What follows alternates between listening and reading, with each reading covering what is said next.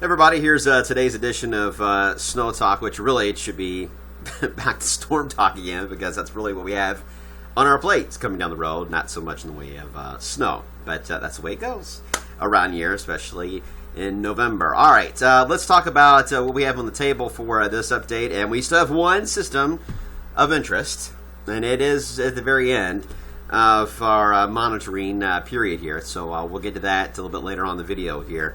First off, though, let's talk about the good news on this election day. Beautiful outside, 76 degrees, 75 at Fort Knox, 77 Tell City. Normal high 64. Actually, just dropped to 63. No, it was 64 today. Tomorrow it drops to 63. Either way, we're way above where we should be for early November standards.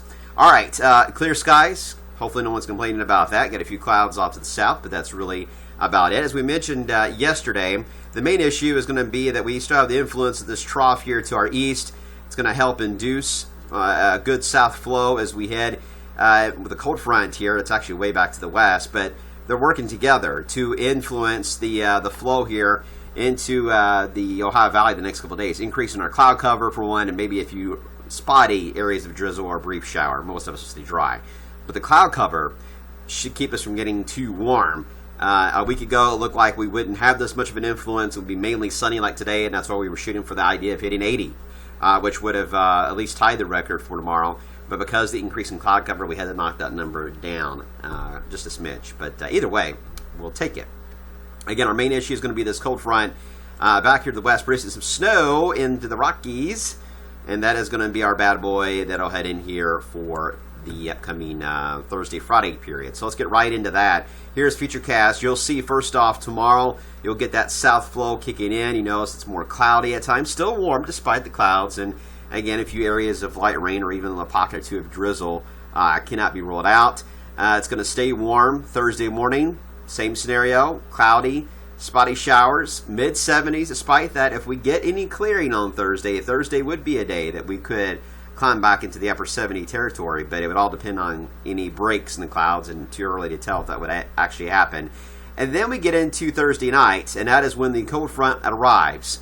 And it should have a pretty decent band of some lightning and thunder and some gusty winds with this as it pushes in across the Wabash down toward Paducah around, say, 2 or 3 in the morning, approaches us very close to rush hour. And notice there's a little bit of red there showing up. So it's focusing mainly the strongest activity across Kentucky versus Indiana, but still a band of heavy rain, and then begins to lose its punch around the end of rush hour for Friday morning, and then most of the rain's out of here by midday. So it's mainly a very early Friday event that we're talking about. How much rain? Well, not all the models can see this entire event just yet, especially the short-range models, but at least the longer-range models are hinted in at least a good half-inch of rain, if not a little bit more, and the short-range models are leaning toward that idea, so that is a possibility. We could see a good half-inch to 3/4 of an inch. Wouldn't rule that out, and if we get some heavier thunderstorms, we could get closer to that 1-inch mark. Along with that, again, will be the wind factor. Now, the next couple of days, winds will be fairly light out of the south, but they will begin to pick up, especially Thursday night. It's going to be a warm night Thursday night. In fact, I am tempted to have temperatures actually rise Thursday night when you're sleeping instead of falling, which means it may stay around 70 all night long Thursday night ahead of the front. And then as the front gets really close to us, the winds really begin. These are potential wind gusts at the surface. And as we head to the time period when the front pushes in, that line of thunderstorms, wind gusts to 30 miles per hour can't be ruled out. It's a windy system, not only at the ground level, but also aloft. And this is the GFS mid-level winds. And these are strong winds. I mean, these are well over 40-knot winds we're talking about. So we get some good, at least speed shear right off the bat to contend with. And then we also have some helicity, so we do have some directional shear somewhat. Anytime you get values over 250 to 300, you really got to start looking at it carefully for potential for some weak rotation to develop. You see that is focused across Illinois, Indiana, and Kentucky. But you all know what I'm going to say next, and this is common in the early spring and wintertime and late fall, and that is the fact that you can have the shear scenario, but you don't have the instability, and instability is low. Now, granted, in November, 500 is not, it's low, it's very low for the summer, and it is low at this time of year, but it's not, off the chart completely. It is worth watching, because if we can tap into some of those stronger winds aloft, we could see gusts over 40 miles per hour reach the surface and that could cause some minor tree damage. So it is worth watching. It doesn't look to be a big severe weather scenario because the timing is coming in, near sunrise.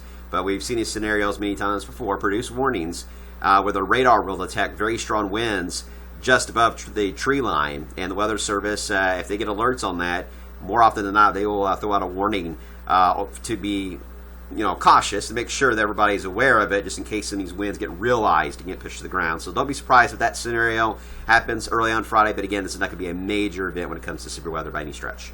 Okay, then we get into the item of interest, because after this front moves in, it is going to cool down here for this weekend. You see that. Temperatures do drop into the 50s for highs. That's not the item of interest. The item of interest, though, is a stronger low. This is the Euro, just came in. That will be developing around the 13th. We've been seeing hints of that toward the middle of the month. The question is it going to be the middle or a little bit closer to the 20th? And that's where the models kind of go over the place.